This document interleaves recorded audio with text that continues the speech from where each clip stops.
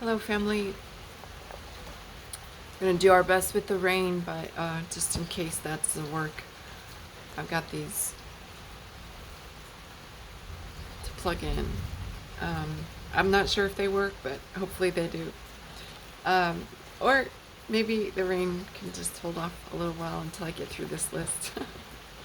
This is installment number 3 of the South by Southwest, my review. So where I left off at the part 2 was,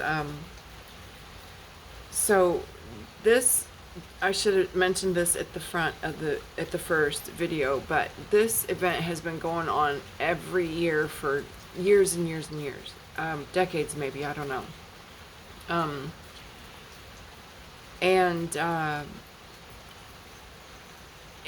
With this kind of an agenda, right? And now starting, in 2026, they're gonna start, and they're gonna change it from the venue that it's always been like this in the past, and they're just gonna make it all about film.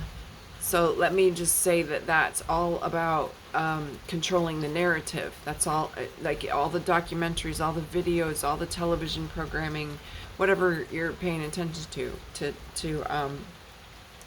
now that they've harvested the data, they know how to manipulate the people, and then we just need to sprinkle it with a little, like Chinese version of Hollyweird right there in Austin, Texas. Okay, so the next thing on the list was on the 11th of March, last year, 2025, at the Hilton Austin downtown 4th floor. And this type of event was called a pre-function. Not sure what that means. But it goes on to say, explore the marine paradise that humanity cannot afford to lose to big oil. Mexico's Gulf of California. This UNESCO World Heritage Site is home to 39% of all marine mammal species on Earth, but is threatened by big oil's plan to turn it into a gas station, exploring climate-destroying fossil fuels halfway around the world. So it says to join us in this immersive activation. That means immersing everybody in there, or is it just somebody talking to me? Immersive activation to learn how you can help to protect this marine ecosystem of global significance. Okay. So the first thing I want to say about big oil is,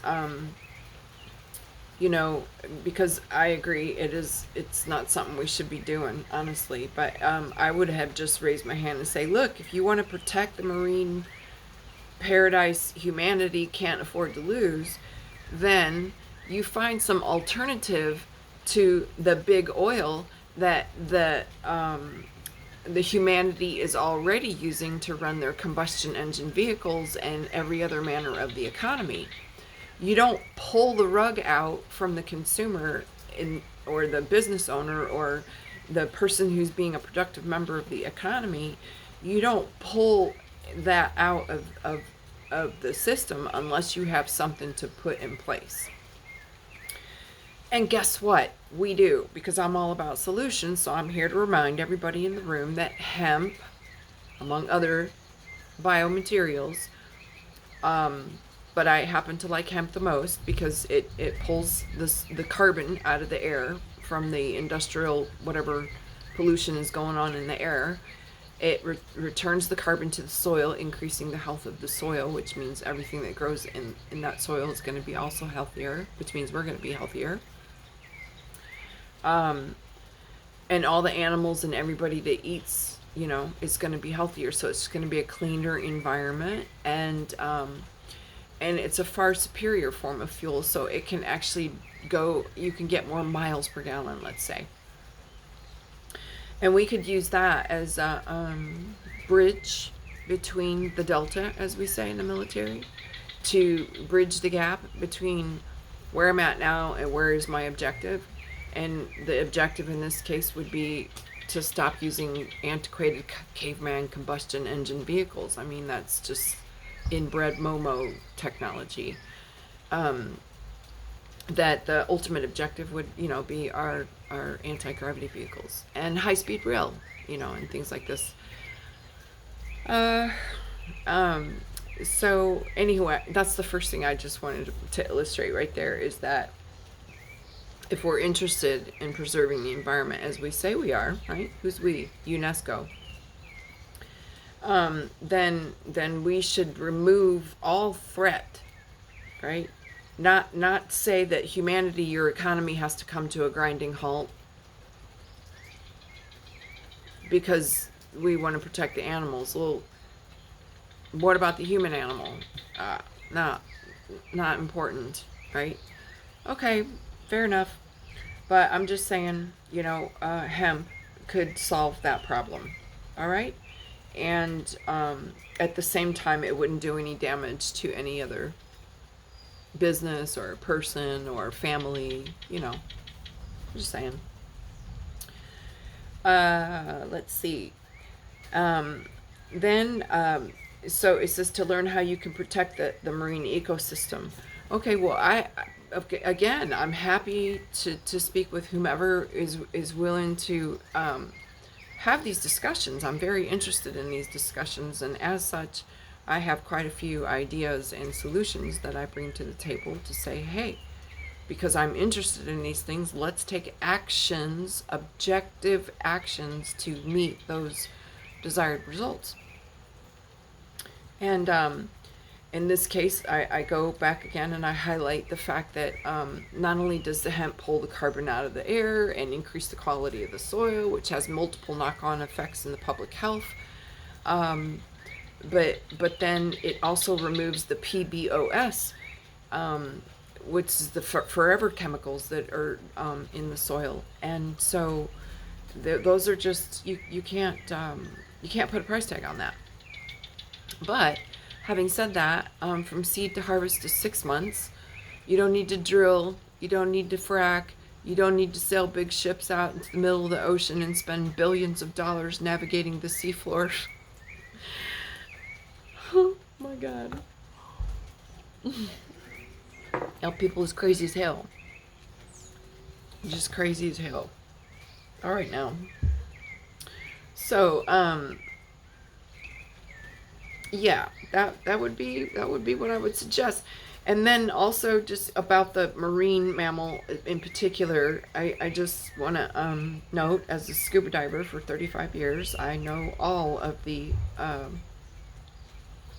marine life under the sea, and I love them dearly, just like I do all the animals that I have on the surface.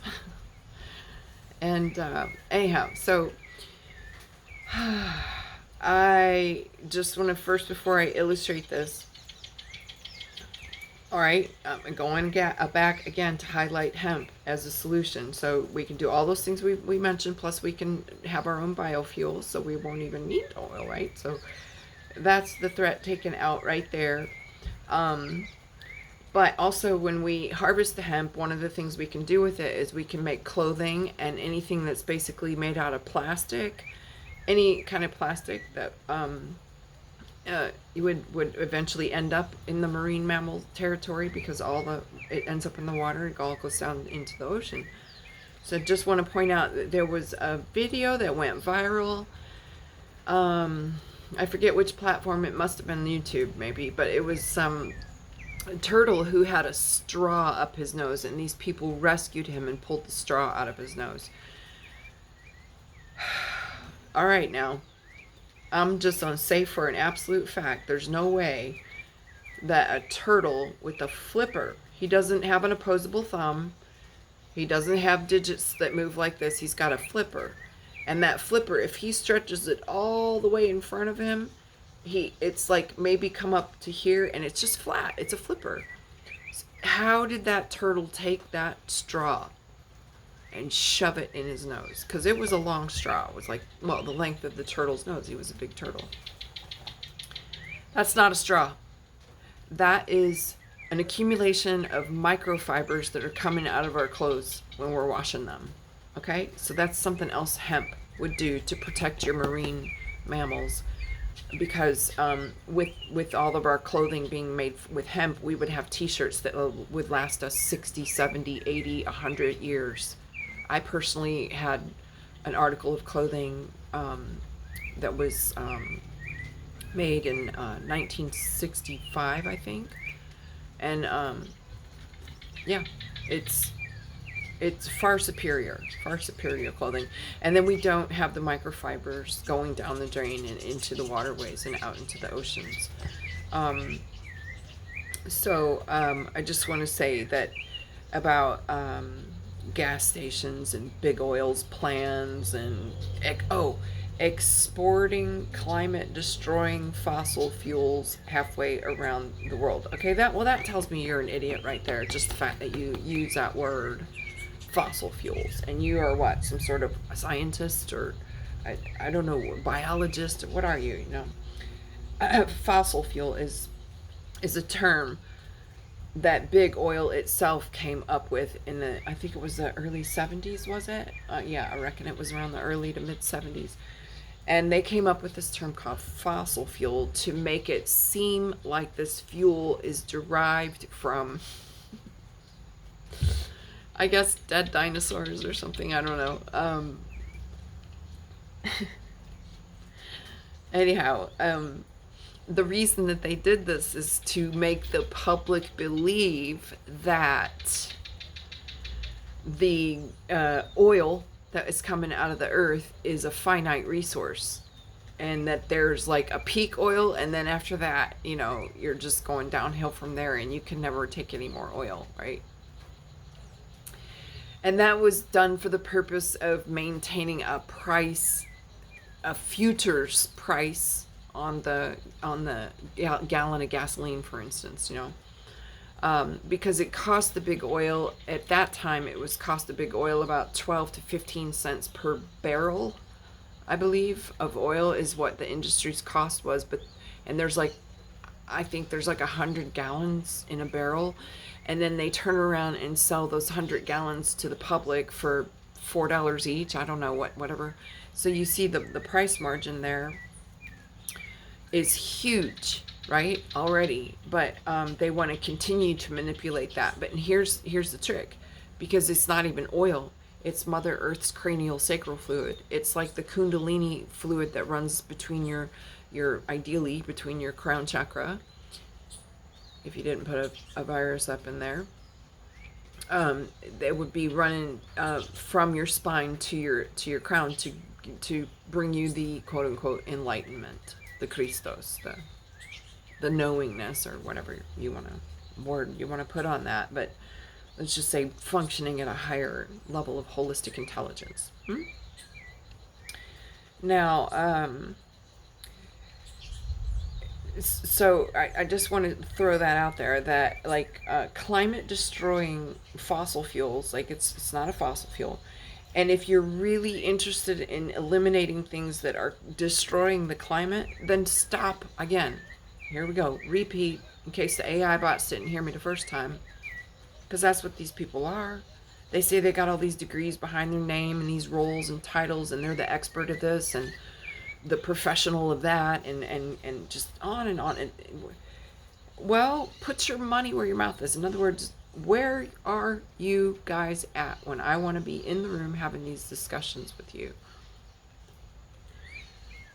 Ain't trying to hear that. Sure ain't trying to hear that.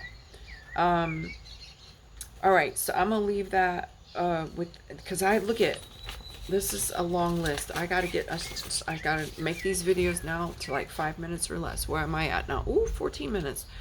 All right, now, so I'm gonna jump on to the next subjects and try to do the next subjects in a quicker format. I just lose track of time because there's just so many things to pick apart in this ridiculousness. It's just crazy. All right, stay tuned for part 4, is it? I don't know. I'm not keeping up.